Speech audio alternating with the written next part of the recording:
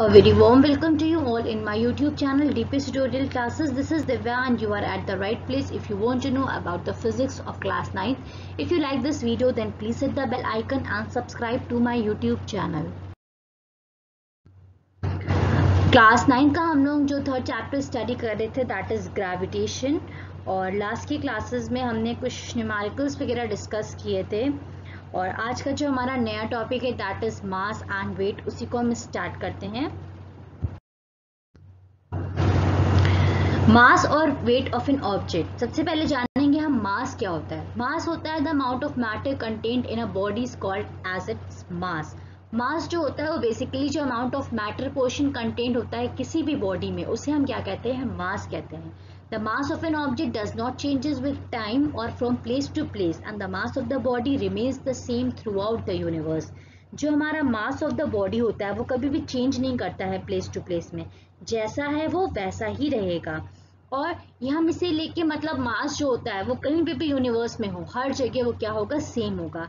It remains the same whether the object is on earth, on the moon और in the outer space, चाहे अर्थ पे हो, चाहे moon पे हो, चाहे कहीं पे भी हो, जो मास हमारा है वो बॉडी का हमेशा हमेशा सेम रहेगा। इसकी जो एसआई यूनिट होती है दैट इज किलोग्राम, हम केजी से रिप्रेजेंट करते हैं। मास जो हमारा होता है वो स्केलर क्वांटिटी होता है, इसमें जो होता है मैग्नीट्यूड होता है हमारा। मास जो हमारा होता है वो स्केलर क्वांटिटी होता है, इसमें सिर्फ हमारा मैग्नीट्यूड होता है। इसके बाद हमारा आता है weight. The force with which the body is attracted by the earth is known as the weight of the body. Weight जो हमारा होता है बेसिकली वो फोर्स होता है जो फोर्स हमारा अर्थ अप्लाई कर रहा है किसी भी बॉडी पे, वो हमारा बेसिकली क्या होता है, उसका वेट होता है। Weight is defined as a force with which the object is pulled toward the centre of the planet. It depends upon the mass of the body. More the mass more will be the weight. Weight जो हमारा होता है basically वो force होता है जिससे जो हमारा ऑब्जेक्ट होता है, ऑब्जेक्ट को मतलब प्लैनेट के सेंटर के टुवर्ड्स मतलब एक तरह से पुल किया जाता है। ठीक है, ये हमारा basically mass of the body पे डिपेंड करता है। अगर बॉडी का जो मास है वो हमारा ज़्यादा होगा तो ऑब्वियस ही बात है उसका जो वेट होगा वो भी हमारा ज़्यादा होगा। Weight due to gravity depends on the mass of the object and the acceleration due to gravity.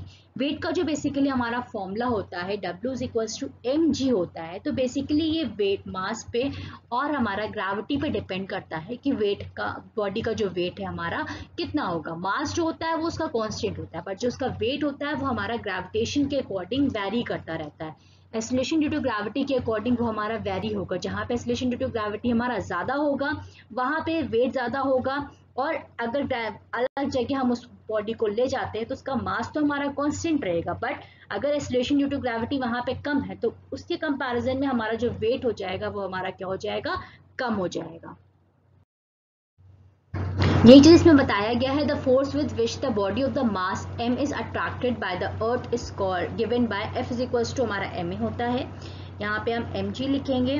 The weight of the body is the force with which it is attracted towards the earth. और जो wait हमने पढ़ा है वो body का क्या होता है, it is the force with which it is attracted towards the earth. Earth की तरफ उस फोर्स से, जिस फोर्स से अट्रैक्टेड है उसी को हम क्या कहते हैं, वेट कहते हैं। और जो फोर्स हमारा होता है वो हमारा क्या होता है, mg होता है, तो उसी के वजह से जो हमारा वेट हो जाता है वो क्या हो जाता है, हमारा mg हो जाता है। मास जो हमारा था वो क्या था, स्केलर क्वांटिटी था, उसमें सिर्फ और सिर्फ हमारा मैग्नीट्यूड होता है, बट जो हमारा वेट होता है वो हमारा क्या होता है, वेक्टर क्वांटिटी होता है। एसआई यूनिट जो हमारी वेट की होती है वो न्यूटन या हम केजी मीटर पर सेकेंड भी कह सकते हैं। अब आता है हमारा मास एंड। अब हमने वेट और मास के बारे में जाना, एक बार फिर से रिकॉल करते हैं। वेट हमारा वैरी करता रहता है और जो मास होता है वो हमेशा सेम होता है। और बेसिकली हम लोग डिफरेंसेस इसके पढ़ेंगे, अपने आप ही सारी चीज़ें क्लियर आउट हो जाएंगी। यहाँ पे मास जो हमारा है वो हमेशा कांस्टेंट रहता है, वेट हमारा प्लेस टू प्लेस वैरी करता रहता है। ये हमारा इंडिपेंडेंट क्वांटिटी होता है, मास किसी चीज़ पे डिपेंडेंट नहीं होता। और ये हमारा डिपेंडेंट और डिराइव्ड क्वांटिटी होता है। डिपेंडेंट इन द सेंस कि जो हमारा वेट होता है वो किस चीज़ पे डिपेंड करता है, ग्रेविटी पे डिपेंड करता है। ठीक है, ग्रेविटी ज़्यादा वेट ज़्यादा, ग्रेविटी कम वेट कम। ठीक है, ये हमारा स्केलर क्वांटिटी होता है, इसमें सिर्फ मैग्नीट्यूड होता है, कोई भी डायरेक्शन नहीं होता है। और जो वेट हमारा होता है वेक्टर क्वांटिटी होता है, इसमें मैग्नीट्यूड के साथ साथ डायरेक्शन भी होता है। इसकी जो यूनिट होती है वो हमारी केजी होती है, और इसकी जो हमारी वेट की यूनिट होती है किलोग्राम, वॉट हम कह सकते हैं, या हमारा न्यूटन भी हो सकता है। और इसके बाद जो हमारा मास होता है it can not be zero होता है, और it can be zero in space में वेट हमारा ज़ीरो हो जाएगा। It is measured of the inertia of the body, और it is measured of the pull, gravity pull. यहाँ पे ग्रेविटी पुल पे डिपेंडेंट होता है, ये हमारी बॉडी के ही मास के ऊपर ये डिपेंडेंट होता है। अब हम लोग देखेंगे the weight of an object on the moon.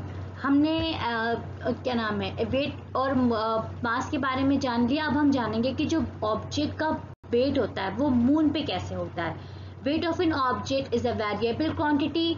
Wait हमारा वेरिएबल क्वांटिटी होता है। It varies from place to place and it is directly dependent upon the gravity of the place.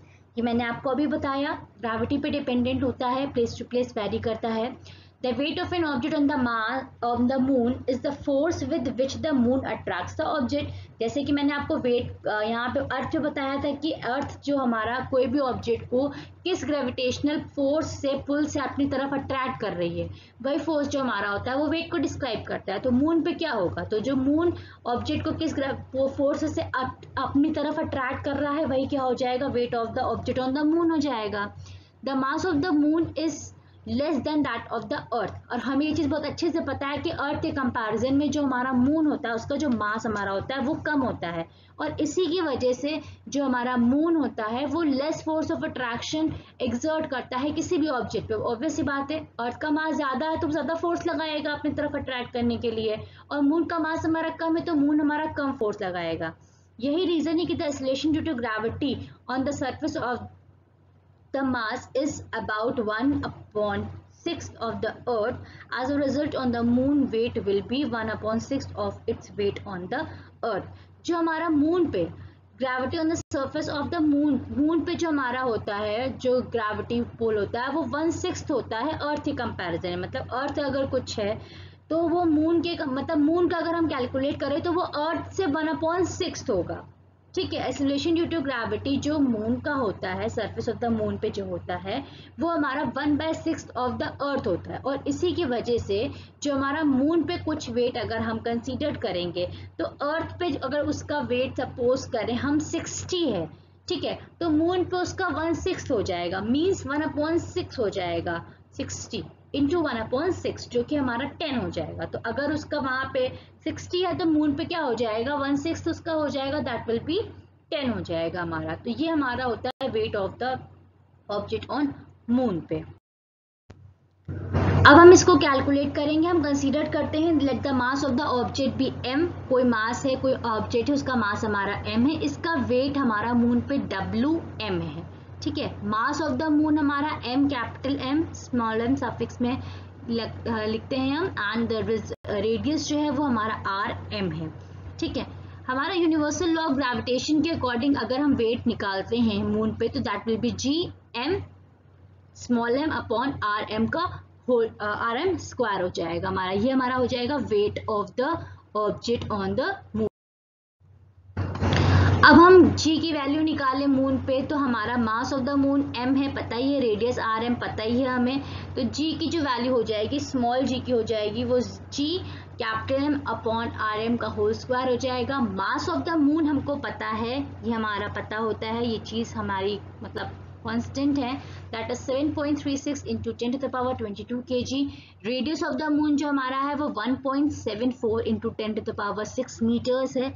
जब हम इस इक्वेशन पे इसकी वैल्यू पुट अप करेंगे तो हमारी यहाँ पे जो g की वैल्यू निकल के आएगी दैट विल बी 1.621 मीटर पर सेकेंड स्क्वायर। ये हमारी हो गई कैलकुलेशन ऑफ जी पे जो ग्रेविटेशन को मतलब एक्सेलरेशन ड्यू टू ग्रेविटी है मून के लिए वो हमारी कितनी हो गई, 1.6 हो गई।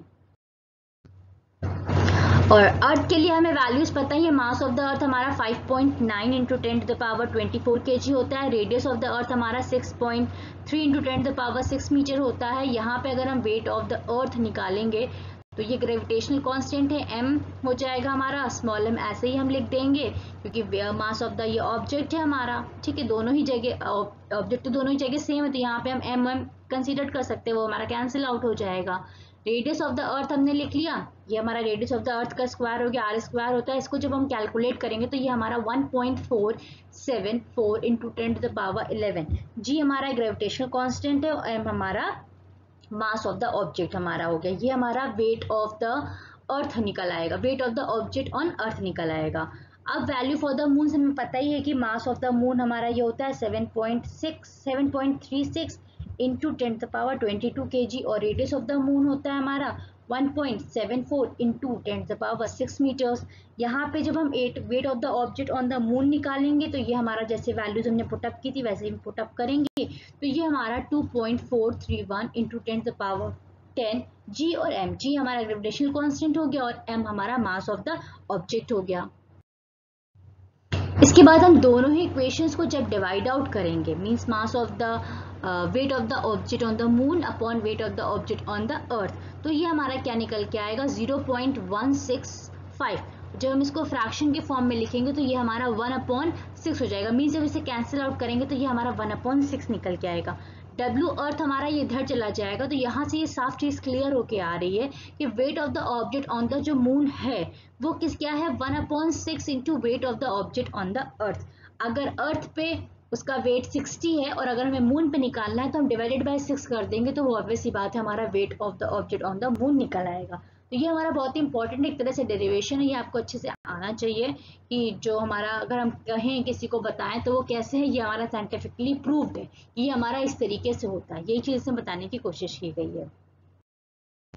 तो आज की क्लास में हमारा इतना ही था। होप सो आज की क्लास में जो भी चीज़ें मास और वेट के बारे में डिस्कस की गई हैं और मून पे ऑब्जेक्ट का मास कैसा होता है in comparison to that of the earth, वो आपको अच्छे से क्लियर हो गया होगा। इन केस अगर आपको इससे रिलेटेड कुछ भी डाउट्स होता है तो आप मुझे कमेंट बॉक्स में अपने डाउट्स को लिख के अपने डाउट्स क्लियर आउट कर सकते हैं। And thank you for watching this video and keep supporting.